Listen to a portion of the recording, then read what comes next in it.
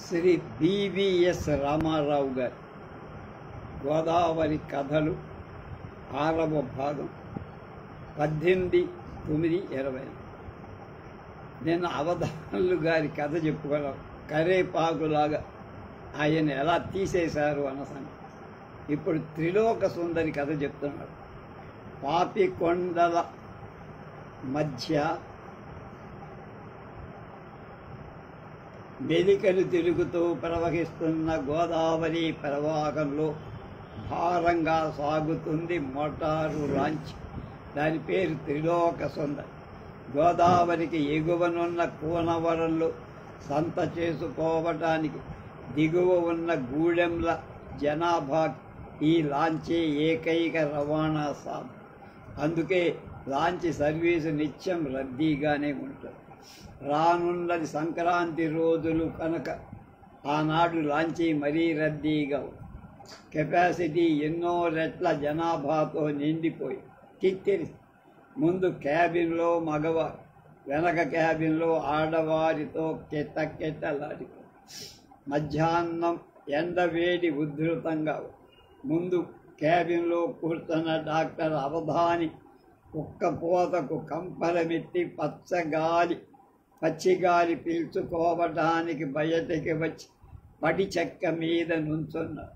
చెగిర్చి నిండుగా ఉన్న ఎత్తైన కొండలు, ఎన్నో రకాల ఆకుపచ్చ రంగులు సూర్య కాంతితో మెరుస్తున్నాయి. గోదావరి కొండల మధ్య పసివాడి నడకల తడబడుతూ పాడు. ఆ దృశ్యం చూసేసరికి అవధానికి ఉపశమనం కలిగి. రానున్న పండగ రోజుల్లో సెలవు పెట్టారు కనుక గూడెంలో తనుండడు. ఆ 4 రోజులకు వైద్యం పొందుతున్న రోగులకు సరిపడ మందులు కొనటానికి కోనవరం వెళ్ళి తిరిగి గూడెం చేరుకున్నారు. డాక్టర్ అవధాన్ చేతి సంచిలో ఉన్న మందులను మరోసారి చూసుకొని తృప్తిగా నిట్టూర్చారు. లాంచి బాగా ఓవర్లోడ్ అయింది. క్యాబిన్లో కిక్కిరిసిన జనం, ప్యాసింజర్ల తోడు టాపు మీద కూడా ఎంతో బరువు చేరి మిల్లులో ఆడించిన బియ్యం బస్తాలే కాక చెట్టు తవుడు ఒక బస్తాలకు 100కు పైగా చేర్చబడ్డాయి. మరో 2 బస్తాలు వేసి ఉంటే పడి చెక్క మునిగి క్యాబిన్లో కూడా నీరెక్కి రేవులో మరి మునిగి ఉండేదానిలా ఉంది లాంచ్. డుమ్ డుమ్ డుమ్ డుమ్ డుమ్ బయలుదేరిందన్న లయబద్ధమైన ఇంజన్ శబ్దం, నడుమ గిలగ్గన్న గుల్ల శబ్దం అప్పుడప్పుడు అపశృతిగా వినపడు. ఆ అపశృతికి లయగా ఇంజన్ రూములో డ్రైవర్ గుండె రెట్టింపు వేగంతో కొట్టుకుంటూ శక్తికి మించిన భారాన్ని ఈడుస్తున్న ఇంజన్ వేడెక్కడంతో ఇంజన్ డ్రైవర్కు చెమటలు పట్టాయి. స్వయంగా ఓవర్లోడ్ చేయించి హాయిగా ఇంటికి వెళ్ళిపోయిన లాంచీ షావుకారు మనస్సులో బండబూతులు తిట్టుకుంటున్నాడు బోటు డ్రైవర్. అలా లాంచీ ఓవర్లోడ్ అయినందుకు డాక్టర్ అవధానికి కూడా ఉళ్ళుమడిపోయి గతంలో జరిగిన లాంచీ ప్రమాదాలు గుర్తుకు వచ్చి మందలు గొర్రెలా తను కూడా అలాంటి లాంచీ ఎక్కినందుకు తనలో తనే నిందించుకోడు. గురువు ఇలా చూడు ఎంత బొక్కో. క్లీనర్ పాపారావు పెట్టిన గావు కేక విన్న డ్రైవర్ ఉలిక్కిపడి ఇంజన్ రూములో లాంచి అడుగు భాగాన మేకు దూరేంత రంధ్రం పడి దాని గుండా నీళ్లు రావటం మొదలు. డ్రైవరు తమాయించుకొని ఒక లాగుపాటి మరమేకు తీసి సమ్మెటతో కొట్టి రంధ్రాన్ని బెరడా బిగించేసి కొండ అంచున పడి మందంగా ఉంటుంది. ఆ మందంలో ప్రయాణం చేస్తున్న లాంచీ మలుపు తిరిగినప్పుడల్లా నదిలో వడిలో పడి మారు వడిని ఎదుర్కొంటూ అలాంటప్పుడు ఇంజన్ శక్తి మరింత పెరగ. అలా మారు వడిని తప్పించుకోవటానికి ఇంజన్ స్పీడ్ పెంచు అన్న సంకేతాన్ని ఫుల్ స్పీడో అన్న లాంచీ భాషలో గొట్టం ద్వారా కేక పెట్టాడు సరంగ్. ఈ సంకేతాన్నందుకున్న డ్రైవర్ ఇదే పులి స్పీడ్, ఇంకెక్కడొస్తుంది పులి స్పీడ్ అన్నాడు విసుక్కున. లాంచి ఊగిసలాడుతూ తప్పించుకొని ఎలాగూ తిరిగి మందాన్న పడింది. అంటే కొంచెం స్లోగా ఉన్నదా. గురువు ఇంజన్ కింద రేకుల్లోంచి నీళ్ళు వస్తున్నాయన్నాడు క్లీనర్. అదిరిపడ్డాడు డ్రైవర్. ఇంజన్ క్రింది భాగాన లాంచీకి చిల్లు పడితే ఇంజన్ ఓడ పీకంది చిల్లు మోయటం సాధ్యం. ఎన్నో పరికరాలుంటే కానీ ఇంజన్ ఓడ పీకడం అసలు. ఏం చెయ్యాలో తోచక ఓ డుక్కుతో నీళ్లు తోడే అని క్లీనర్కి ఆదేశమిచ్చి తను ఒక బాల్చీతో నీళ్లు తోడటం మొదలుపెట్టాడు డ్రైవర్. లాంచీ వెనక భాగాన కేటాయించిన ఒక చిన్న గదిలో దొంగచాప పరుచుకొని గల్లా పెట్టె తెరిచి లెక్కలు చూసుకుంటున్నాడు లాంచీ గుమాస్తా కైలాస్. లగేజ్ బాపతు వసూళ్ళు, ప్యాసింజర్ల రేవుల బాపతు కేవులంట వసూళ్ళు విడివిడిగా జమిలిగా లెక్కగట్టి షావుకారు కళ్ళు కప్పి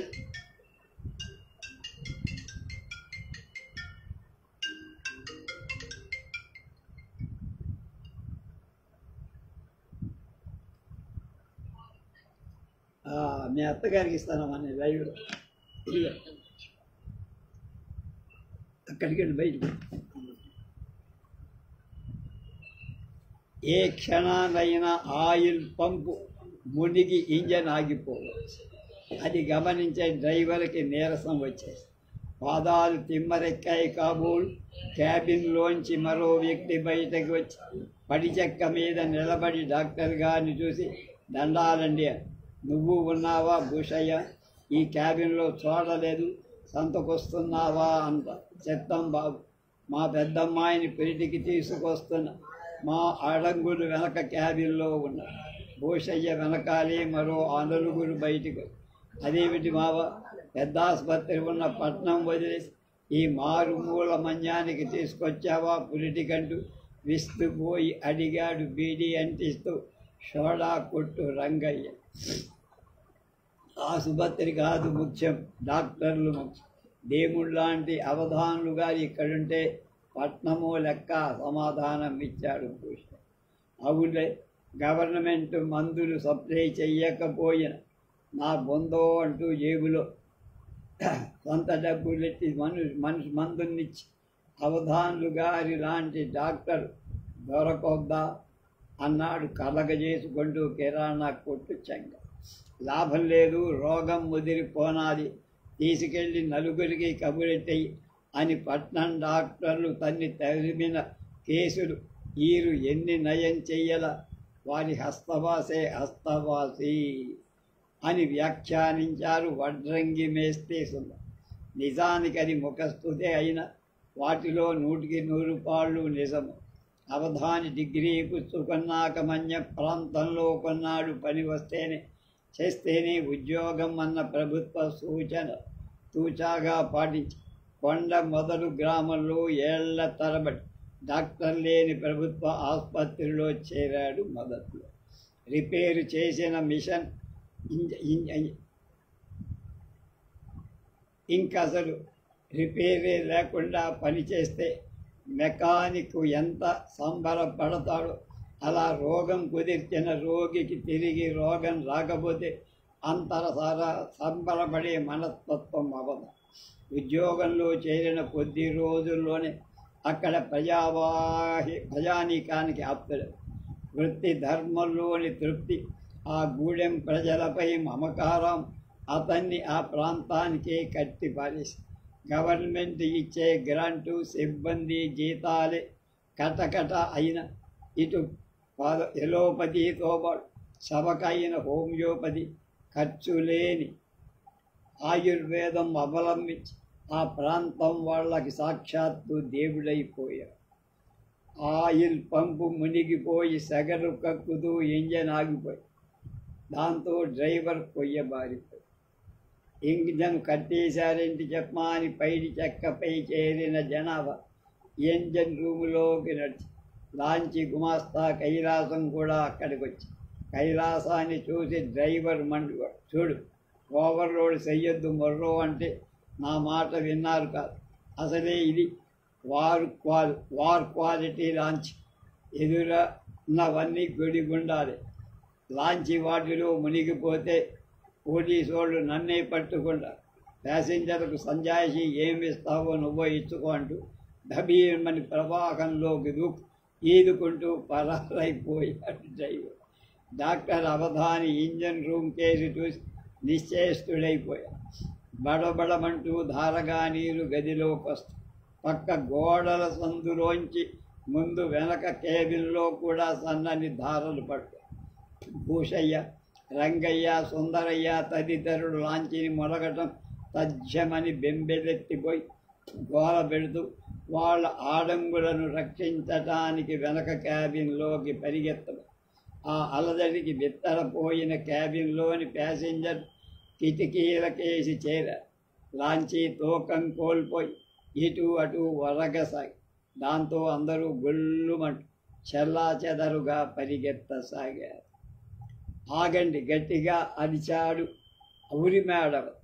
ఆ కేకకు అదిరిపడి అందరూ ఒక్క క్షణం ఆగిపోయి మీరెలా చెల్లాదెదరై పరిగెడితే లాంచి ఒకవైపు ఉరిగి ఈ ఆగాఢంలో మునిగిపోవడం, మనమందరం మూకొమ్మడిగా చావటం తథ్యం. ఇంకా ఏమీ మించిపోలా. ప్రయత్నం చెయ్యొచ్చు. అక్కడ కూర్చుంటే ఈ లాంచీని ఎలాగైనా గట్టుకు చేర్చే ప్రయత్నం చెయ్యొచ్చు. ఎక్కడి వాళ్ళు అక్కడ అని గద్దించగానే క్యాబిన్లో గోల గుసగుసలుగా మారి సర్దుమని ఏముందో ఏమిటో అంటూ చుక్కాని చక్రానికి తాడు బిగించి ఇంజన్ రూము కేరిన సరంగు విషయం ఏమిటో తెలుసుకొని బేజారెత్తిపోయి ఇవో సరంగు లాంఛీని ఉన్న పళ్ళంగా ఒడ్డుకు చేర్చగలవ అవధానడి. అయ్య బాబోయ్ కుదరదండి, నదికి వారుగా వెళుతున్నాం. ఒడ్డని తిరిగి రివర్స్ అయ్యి నదికి ఎదురు వెడితే కానీ గట్టు చేరం. అడ్డం జరగాలంటే ఇంజన్ ఆగాలండి. ఆయన గట్టం అయినా గట్టం మీద మా చెడ్డ తోదండి. కొండ మంచున ఈ రాయైనా తగిలితే లాంచి తిరగబడిపోయి 2 తాళ్ల లోతుకి పోద్దని. అసలే లోడు మీద మరేం చెయ్యాలో చెప్పు అడిగారని. ఏం చెయ్యడం ఏమిటండి, కృష్ణారామ అని జపం చేసి భారమంతా దేవుడి మీద వదిలేయమన్నాడు. కాకుంటే ఈతొచ్చిన వాళ్ళని గుండె ధైర్యం ఉంటే గోదాట్లో దూకేసి ఒడ్డున పడమనండి. ఇయాల్టికి ఇంకా మరీ లాంచి క్రాసింగ్ కూడా లేదండి అన్నాడు వగరు.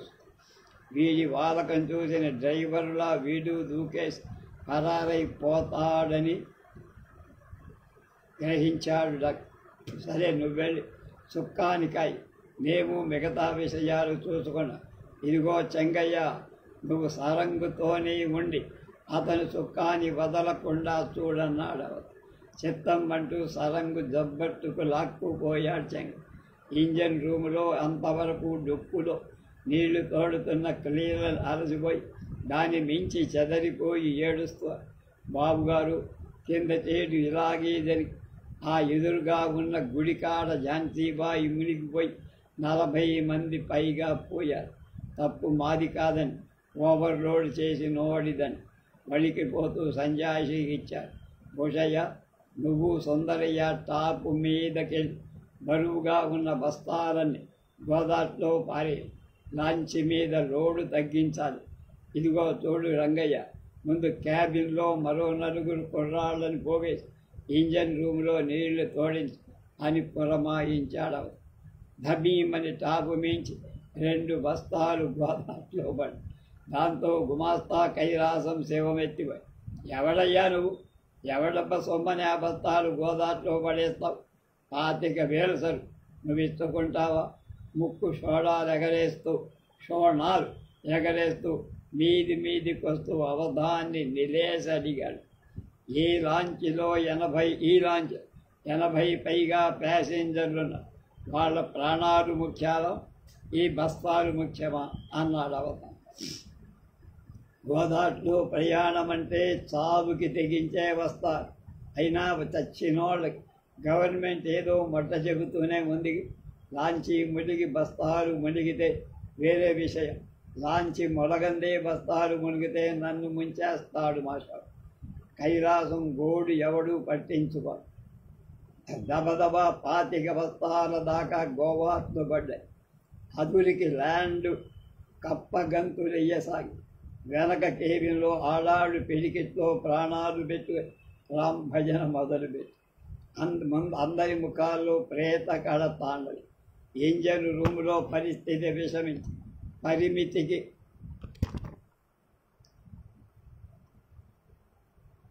10 మంది తోడినా నీరు తగ్గటానికి బదులు పెరిగి అది వరలో సిమెంట్ వగేరా పూడ్చిన బెజ్జాలు కూడా వాళ్ళపై. దాంతో ఇంజన్ గదంతా ఒక మడుగైపోయి అవధానికి మెరుపు లాంటి ఆలోచన. నీరు తోదున్న 10 మంది పైకి రమ్మని తవుడు బస్తాలను దింపి ఇంజన్ రూమ్ నిండా కూలే అన్నారు. క్షణాల మీద తవుడు బస్తాలు ఇంజన్ రూములో టాపు దాకా పెంచం. వండ్రగి మేస్త్రి తీటికూలు పూసేసి మేకులు కొట్టేశారు. దాంతో గదికి బెరడాపడి అంతటితో నీరు కట్టడి. క్రమేపీ పడి చెక్క బాగా నీటిపై తేరడంతో ముందు వెనక క్యాబిన్లో ధారలు తగ్గుముఖం పట్టి ఇంకా టాపు మీద సుమారు 30 బస్తాలు ఉండిపోయి ప్రస్తుతానికి ప్రమాదం లేదని వదిలేశారు. బాబుగారు ఆ వచ్చే మెడికల్లో సుడిగుండాలున్నాయి, అక్కడే ప్రమాదం బెత్తరపోతూ అన్నాడు క్లీనర్ పాపాలు. అవధాని లాంచీ టాపు ఎక్కి చూశారు. కుడి పక్క వెల్లుగొండ, ఎడమ పక్క కచ్చులూరు 2 కొండలు.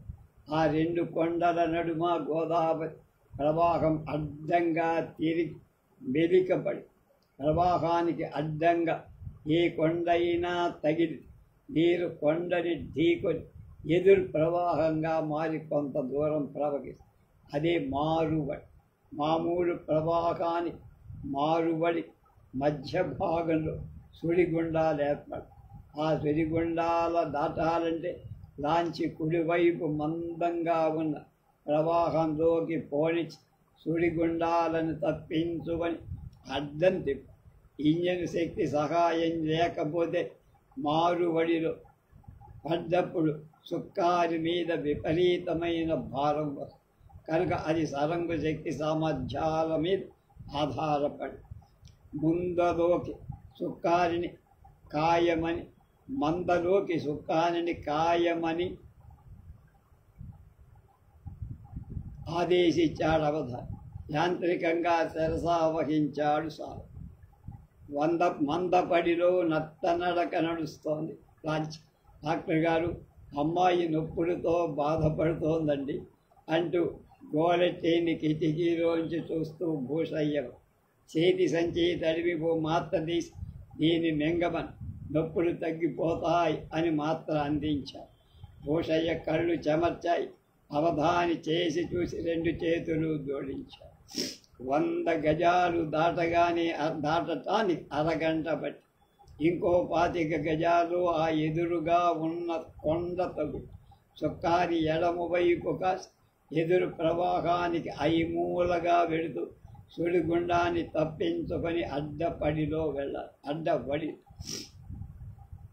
ఎడం వైపు చుక్కాని అయిపోయిందా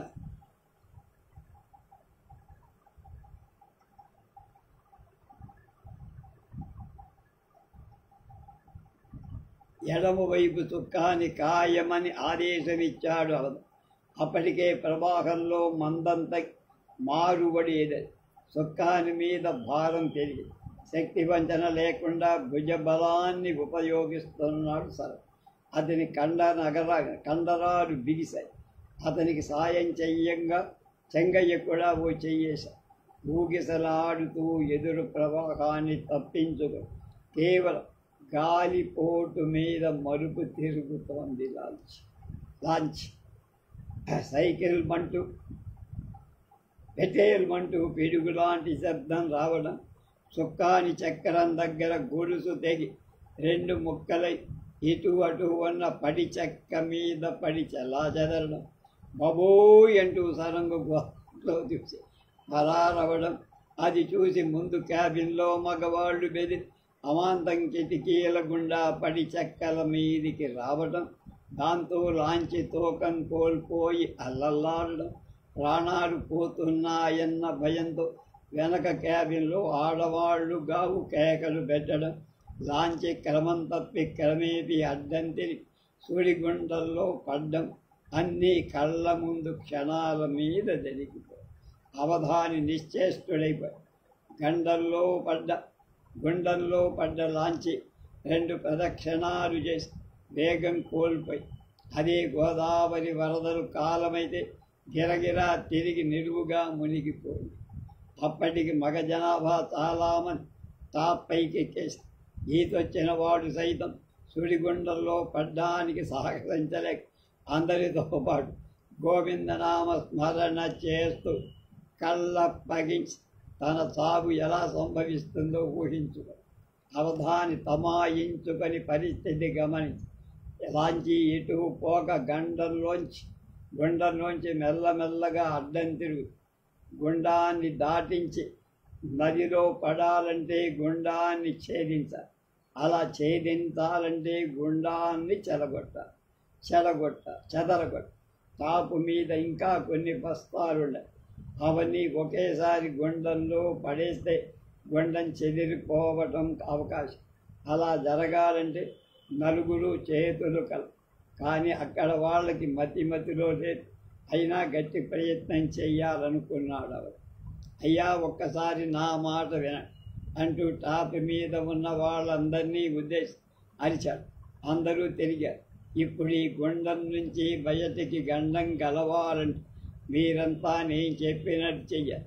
ఈ బస్తాలను టాపు మీద పడి చెక్క వారని ఒకవైపు పేర్చి లాంచి ప్రవాహానికి తిరిగినప్పుడు అన్నిటినీ ఒకేసారి ధవీమని గుండంలో పడేయి. దాంతో గుండం చెదిరిపోవచ్చు, లాంచీ తేలిపోవచ్చు, ప్రవాహంలో కెరటం రావచ్చు. ఆ కెరటంలో కొట్టుకొని లాంచీ నదిలో పడి మనం బతకచ్చు. కనుక లాంచీ ప్రవాహానికి అడ్డం తిరగానే ఈ కండువా ఊపుతా బస్తాలన్నీ ఒకేసారి నదిలో పడాలి. మరోమారు చుక్కాని లేని మీద లాంచీ నదిలో పడిన తిరిగి మారుపడిలో పడి గుండానికే చేరదన్న గ్యారంటీ ఏం లేదు. కనుక పడి చెక్క మీద మీరు నుంచొని తెగిన గొలుసులు 2 లాంచికి ఇటు అటు సమానంగా పట్టుకుంటే చుక్కాని అడ్డం తిరగదు. ఇప్పుడు గండాన్ని తప్పించుకోవాలి. ఈ మాటలు అన్నీ నలుగురు 4 రకాలుగా ఎదురు సలహాలి ఎట్టకే అవధాని గారి మాట మీదే నిలబడి కార్యాచరణకు నిలబడ్డ సగం మంది బస్తాలు, సగం మంది చొక్కాని గుడిసెలకి సర్దుకున్నారు. లాంచి ప్రవాహానికి నెమ్మదిగా అడ్డం తిరుగుతా ఇంకాస్త తిరిగేసి అవధాని కండువా ఊపారు. గభీమని బస్తాలు ఒక్కసారి పడ్డం, ప్రవాహంలో ఉవ్వెత్తున కెరటం లేవడం, ఆ కెరటంలో అడ్డంగా లాంచి ఎగిరిపడి వడ్డం చూపు కందని వేగంతో దరిసిపోయి ఒకసారి 1000 నిట్టూర్పు గోవర్ధన గిరిని ఎత్తిన కృష్ణ పరమాత్మే అలా అవధాని రూపంలో సాక్షాత్కరించాడు. అందరికీ అనిపించి చేతులెత్తి అవధానికి నమస్కరించాడు. లాంచి తేలుతూ ప్రవాహంలో సాగు చొక్కాని గొలుసని పట్టు విడవకుండా కొందరు పట్టేకుండా మరో 200 గజాల దూరంలో ఇంకొక మలుపు ప్రవాహానికి ఒక పెద్ద ఇసుక తిప్ప అడ్డు వచ్చినందున అక్కడ గోదావరి కుడివైపుకు మళ్ళీ ఆ ఇసుక తిప్ప చేరగలిగితే గండం గడిచినట్టు. కానీ ఇప్పుడు ప్రవాహంలో పడ్డ లాంచి ఇసుక తిప్ప ప్రవాహంతోనే కుడి పక్కకు మళ్ళీ కూడా పోవాలి. అలాగే జరిగి మళ్ళీ ఎన్నో కష్టాలు ఎదురు కనుక ఇసుక తెప్పని ఎలాగైనా అక్కడి దాకా పోని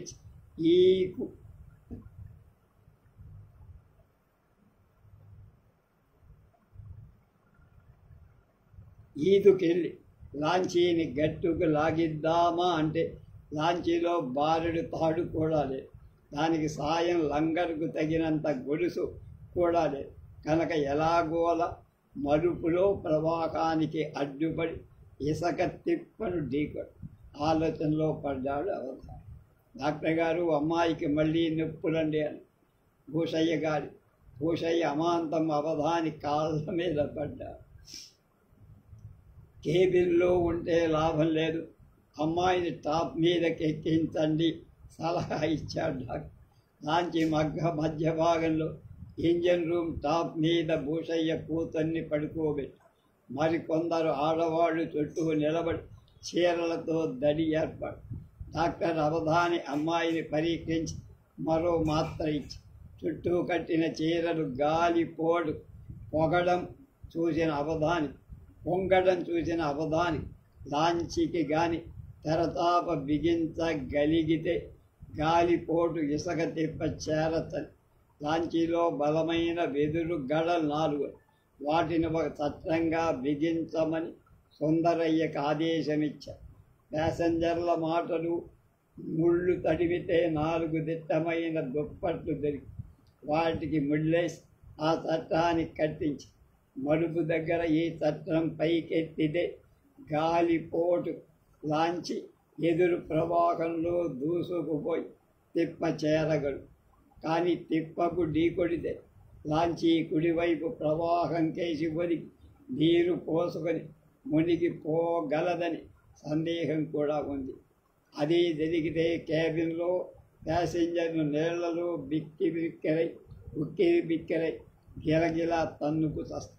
లాంచి ప్రమాదాల్లో ఇలా క్యాబిన్లో ఇరుక్కుపోవటం వల్లే గజ ఈతగాళ్ళు కూడా బతికి బట్ట కట్టలేకపోయారు. ఇదిగా పోనీ అందరినీ టాపు మీదకి ఎక్కిద్దామా అంటే తల బరువుకి లాంచి తల కిందలై అసలుకే మోసం. అంచేత లాంచీ కేబిన్ ఉండటం ప్రమాదం అనిపించి వెంటనే అందరికీ చెప్పారు. దాంతో నలుగురు పుంజుకొని లాంచీలో ఉన్న కత్తి, గుణపం, గొడ్డలి వగైరాలు ఇంజన్ క్యాబిన్ మినహా టాపు రేకు పక్క కిటికీలు ఓడగొట్టి గోదాట్లో పడేశారు. లాంచీ గుమాస్తా కైలాసాన్ని మతిపోయి పిచ్చివాడిలా కేకలేయాడు. బస్తాలు పడేస్తే ఊరుకొని ఇప్పుడు లాంచీకి ఎసరెడుతున్నారు. ₹1,00,000 లాంచీ ముక్కలు చేసేస్తున్నారు. మా షావుకారంటే మీకు తెలియదు, మీ అంతు చూస్తానంటూ గుణపానికి గొడ్డలకి అడుగుపడగా ఫిడేరుమని చెంపకాయ కొట్టి ఆడి బాబుతో చెప్పుకోమని నోరు మూయించాడు క్లీనర్. పావు గంటలో లాంచి పడిచెక్క పైభాగం ఇంజన్ క్యాబిన్ మినహా అస్థి పంజరంలా తయారు. ఇంజన్ రూమ్ టాపు భాగాన భూషయ్య కూతురు నొప్పులు పడుతారు. అందరూ టాపు లేని క్యాబిన్లో మౌనంగా కూర్చున్నారు. డాక్టర్ లాంచీ ముఖాల భాగంలో నిలబడి ఆకాశం వైపు చూస్తారు. రోగులు ఎదుర్కొంటున్న మృత్యువుతో డాక్టరుగా పోరాడి ఎందరి ప్రాణాలు ఇంతవరకు కాపాడుతూ వచ్చి అలాంటి ఈనాడు రోగానికి లొంగని ఎన్ని ప్రాణాలు మృత్యువుతో ముఖాముఖి పడ్డాయి. వైద్యుడిగా కాక ఒక వ్యక్తిగా ఆత్మవిశ్వాసంతో మానవ ప్రయత్నం చేస్తున్న దీని ఫలితం కేవలం దైవ నిర్ణయం అనిపించింది. మరికొద్ది నిమిషాల్లో పొద్దువాలి కొండవాలుకి పోవచ్చు. అప్పుడంతా అంధకారం. లాంచి తాపీగా ముందుకు సాగుతోంది. ఇంకో 50 గజాలను మలుపు, ఇంకో 25. అదిగో ఎదురు ప్రవాహం పడుతోంది. అవధానికి చిరు చెమటలు పడి అందరినీ నిలబడి టాపు బాపదు ఇనప గడ్డీలను పట్టుకొమ్మని అరిచాడు. అందరూ అలా చేసి మరీ పొట్టివాళ్ళు పిల్లలు బెంచి మీద నుంచొని ఇనప గడ్డీలు పట్టారు. కచ్చలూరు పొగతోటలు పనిచేసే కూలి దూరంగా కడ్డపడ్డ లాంచీ చూసి ఇసుక తిప్పమయ్యి బారుడితే లాంచీ ఎదురు ప్రవాహంలో పడి కెరతాప చట్టాన్ని ఎత్తమన్నాడు. దైవికంగా గాలిపోటు పెరిగి లాంచి బాణంగా దూసుకుపోతూ ఇసుక తిప్పకేసి పోసాయి. ఆ వేగానికి కళ్ళు తిరిగి గుళ్ళుమన్నారంతా. లాంచి ముఖభాగం ఇసుక తిప్పని తాకగానే లంగరు గొలుసు వరిసేయన్నన్నాడు అవధాన్. దాంతో లాంచి ఉన్న పళంగా అడ్డం తిరిగి ఒక పక్కకు ఒరిగి తొట్టి నిండా నీరోసుకొని తూకంగా గట్టువారి మలికి అందరూ మొలలోతు నీళ్లలో ఇనప కడ్డీలు పట్టు సురక్షితంగా మిగిలి డాక్టర్ అవధాని తిప్ప మీదికి దూకి అప్పుడే అస్తమిస్తున్న సూర్యుడికే గర్వంగా చూసి అప్పుడే జన్మించి కావు కావుమంటున్న భూషయ్య మనవడి కేక వినగాని ఆనందంతో ఒళ్ళు చెమ్మకి డుమ్ డుమ్ డుమ్ డుమ్ డుమ్ డుమ్ లయబద్ధమైన శబ్దం చేసుకుంటూ హంసలాగా సాగుతోంది లాంచి భూలోక లాంచి అంతా ఖాళీగా ఉండటంతో ఇంజన్ ఎంతో ముచ్చటపడుతూ కొత్తగా పండుగ రోజున కనుక ప్యాసింజర్లు లేరు. సెలవుల్లో బస్తీలో ఉన్న భార్య పిల్లలతో గడపడానికి ఈ లాంచీలో ఒంటరిగా ప్రయాణం చేస్తున్నాడు. చల్లగారి టాప్ మీద కూర్చొని అవధాని మనస్సు లాంచీ కన్నా వేగంగా ఇల్లు ఎప్పుడో దసరాకి వచ్చావు, మళ్ళీ ఇప్పటికి దాకా రాలేదంది అడుగుతోంది కూతురికి ఎన్నో విధాల సంజాసి ఇచ్చుకుంటున్న భార్య కూడా పిల్లల తరపున వాదించడంతో ఉండు నీ పని పడతా అంటూ కళ్ళు మూసాడు. భార్య సిగ్గుబడి తుర్రుమని వంటిలోకి అది చూసి వెరగబడి నవ్వబయ్యా నవ్వు, నీ సెమ్మేం పోయిందంతా నాదేగా అంత మాటలు విని ఈ లోకంలో పడ్డాడు అవధ. ఎవరో పరిచయం లేని వ్యక్తి తను ఎదురుగా నిల్చున్నాడు. బుర్ర మీసాలు, గిరజాల జుట్టు, చెవుల్లో దుద్దులు, మెల్లో గొలుసు, గార పళ్ళ మధ్య తడుక్కుమంటున్న బంగారు పళ్ళు, చేతిలో మూరెడు చుట్ట. నువ్వేనన్నమాట ఆ డాక్టర్. నేనెవరినో నీకు తెలవడులే. మొన్న నువ్వు ముంచేసిన లాంచీ త్రిలోక సుందరి లేదు, దాని ఓనర్. ఈ లాంచీకి ఓనర్నే అనుకో. చూసారా ఎవరో ఓవర్లోడ్ చేసినందుకు ఎంత ప్రమాదమో అని అవధాని. ఓవర్లోడ్ గట్రా చూసుకోవడానికి వేరే డిపార్ట్మెంట్ మేము చూసుకుంటాం. మధ్యాహ్నం నువ్వెవరవయ్యా అడగడు. 40 మంది పట్టే దానిలో 90 మందిని ఎక్కి పైగా బస్తాలతో ఓవర్లోడ్ చేయటం తప్పు కాదా అన్న. ఎక్కడోడుది తప్పు, నువ్వెక్కించావు అలాంటి లాంచి, నువ్వు ఎక్కావు. వాటితో వాదించే లాభం లేదను. ఇప్పుడు నేను అడుగుతున్నా, లాంచీని తుక్కు చేసి ముంచావు. నాకు 2 లక్షలు నష్టం వచ్చి నువ్వు ఇచ్చుకుంటావా? నేను ముంచడమేమి, గట్టున చేరకుండాగా పోతే సుడిగుండల్లో పడి అదే ములిగుండే, అందులో అందరం చచ్చుండేవా. అప్పుడు శవాలు తీయటానికి గవర్నమెంట్ వాళ్ళే నా లాంచీని బయటకు లాగుండేవారు. కానీ ఖర్చు లేకుండా నా లాంచి నాకు దక్కుండే. దాంతో పాటే సచ్చిన వాళ్ళ వాళ్ళు జనమలో సంపాదించలేనంత గవర్నమెంట్ సొమ్ము ముట్టుడు. ఇన్సూరెన్సు వాళ్ళ ముక్కు పెంచి కొంత ఇంజన్ రాబట్టుండేవారు. అంటే మీకు ఖర్చు తప్పడానికి ప్యాసింజర్ల ప్రాణం పోయినా పర్వాలేదా?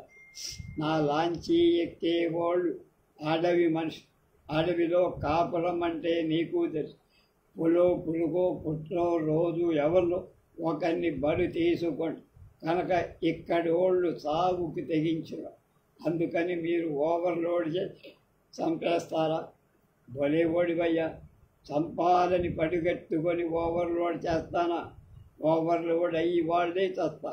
నలుగురితో పాటు చావు కూడా పండగే కదా, కనుక పండగ చేసుకుంటారంతే. కార పళ్ళు ఎకిలిస్తారు. వీడెవడో నరరూప రాక్షసుడులాగా ఉన్నాడని వీడి లాజిక్ అంతేమిటో చూడాలనుకున్నాడు అవధాని. ఓవర్లోడ్ చేయకుండా అవసరమైతే మరోసారి చెప్పచ్చుగా. నీ సమయం పోయింది, 10 ట్రిప్పులు వేయమంటావు. ఇంజన్లు వచ్చగాలి పీల్చి పెట్టి గళ్ళు తాగి వచ్చేయవు. వాటిలో ఆయిల్ పోయాలి. ఆయిల్ ఖరీదంతో తెలుసా? నువ్వన్నట్టే ఓవర్లోడ్ చేయను. అలా గనిమెచ్చుకోకునే మామూళ్ళు తగ్గుతాయా? పోనీ కేవు పెంచితే ప్యాసింజర్లు ఊరుకుంటారా? అందుకని 100కోసారి వచ్చే ప్రమాదానికి జరిసిపోతే చివరికి చిప్పే మిగులుతుంది. ఒళ్ళు మండిపోయి కారంతటితో అయినా నీకు గొడవంతా ఎందుకయ్యా? చదువుకున్నవాడు, నీకు ఈత రాకపోవు, అలా అని నీకు ప్రాణ భయం లేదు. మా సరంగు సెలో చెప్పుండే నిన్ను భుజానేసుకొని ఈది గట్టుకు చేర్చుండేవాడు అని. నేను ఈ గోదావరి గడ్డలో పుట్టి నాకు బాగా ఈత, రోజు 2 పూట్ల ఈ గట్టు నుండి ఆ గట్టుకి ఈత అన్న. మరి ఇంకే నీకు రిమక్కు లేదన్నమాట. తక్కినోళ్ళ సంగతి అంటావా? వాళ్ళకెంత రిసుగుందో మాకు అంత. మాట వరుసకి ఈ లాంచేజు ఇంతవరకు 4 సార్లు మునిగిపోనారు. దానివల్ల సొమ్ముకి పెడపోయినా సర్వీసుకి పెడలేదుగా. మరి ఎలా యాక్సిడెంట్ అయితే మీ మీద కేసు ఉండదా? ఎందుకుండదు, బోల్డ్ కేసు ఉంటుంది. డ్రైవర్ని సరంగొని 6 నెలలు మూసేస్తారు. వాళ్ళకి బచ్చారు నేనే ఇచ్చుకుంటా. ఇప్పుడు ఈ లాంచీని నడుపుతున్న డ్రైవర్ సరంగ్ ఇప్పటికి 10 సార్లు జైలుకి వెళ్ళాడు. వాళ్ళని నేను ఇచ్చుకున్నాను కనుక మళ్ళా నా దగ్గరే వచ్చి కనుక అసలు పాయింటికి వచ్చేదా. ఇప్పుడు నాకు వచ్చిన నష్టం నువ్వే. ఇన్సూరెన్స్ వాళ్ళు ఉన్నారుగా, అడగండి. ఆ పప్పులు అడగ. లాంచి మునిగితే వాళ్ళు ఇచ్చుకుంటారు, ముంచేస్తే ఇవ. నువ్వు దాని కేబిన్ గట్రా ఓడగొట్టి ఈ గోదావరిలో పడేయ. అందుకే ములిగిందంట. నాకేం సంబంధం. అయినా నా దగ్గర పైసా, ఆ సంగతి నాకు తెలుసు. అందుకు బాగా ఆలోచించి ప్లాన్ వేసి నువ్వు మా గొప్ప డాక్టరు అని, డబ్బుచ్చుకోవని, గుంపులు గుంపులుగా అందరూ వస్తారని ఈ ఆసుపత్రి నమ్మకం కూడా. మా గుమాస్తా నెట్టి వసూలు చేయించుకోండి. అప్పుడు నీ సొమ్మేం పోదు. మంచి పబ్లిసిటీ ఇచ్చి 1వ రకమైన కేసులు కూడా పంపిస్తా. నీ అప్పు వడ్డీతో సగా ఏడాదిలో తీర్చేస్తా. ఏమంట? నే సత్తే ఇప్పుడు నీ మీద రిపోర్ట్ ఇచ్చి జైల్లో వెనకబడి నవ్వాడు. చూడు డాక్టరు, నువ్వు ఒప్పుకుంటావని భరోసా నా ట్రేడ్ సీక్రెట్లు అన్నీ చెప్పారు. ఇప్పుడు మనం కనుక ఒప్పేసు. అలా కాదని ఎదవేశాలేవో. రేపొద్దున ఫలానా భూలోక సుందరి లాంచి ముడి ఓ డాక్టర్ గోవిందా అంటూ పేపర్లో పడదు. ఎలాగో తెలుసా? చాలా సింపుల్. ముందస్తుగా నీ చేతులు కాళ్ళు కట్టిపడేస్తా. తర్వాత అదిగో చూడు, ఆ ఎదురుగా ఉన్న కొండ మరుపులో లాంచి వెనకాల ఉన్న చుక్కాని బాపతి సీరన్ ఓడదీసి నేను డ్రైవర్ సరంగు ఇసగ తిప్పకి దూకేస్తా. ఇంజన్ ఆడుతూనే ఉంటుంది. లాంచి స్పీడ్గా వెళ్ళి కొండను ఢీ కొట్టి కొద్దిపోతుంది అంతే. మర్నాడు పేపర్లో న్యూసెన్స్. దాంతో నాకు ఇన్సూరెన్స్ కనుక నువ్వు బాగా టైం తీసుకొని ఆలోచించుకో. ఇలాంటి కొండ మదపులు ఇంకా బుచ్చెడున్నాయిలే అంటూ విసురుగా టాపు దిగి క్యాబిన్లోకి. టాప్ మీద నుంచి లాంచి వెనకాల చుక్కాని సీరను చూశాడు. అవధాని సీర ఇట్టే గోటితో గూడేంత సులువుగా. క్షణం ఆలోచించి ఒక నిర్ణయం. భాంక్యు అందించిన పేపర్ చూసే భార్య అందించిన పేపర్. అవధాని పాపి కొండల నడుమ గోదావరిలో ఘోర ప్రమాదం. భూలోక సుందరి మనకు లాంచి ఓనర్తో సహా సిబ్బంది మరణం.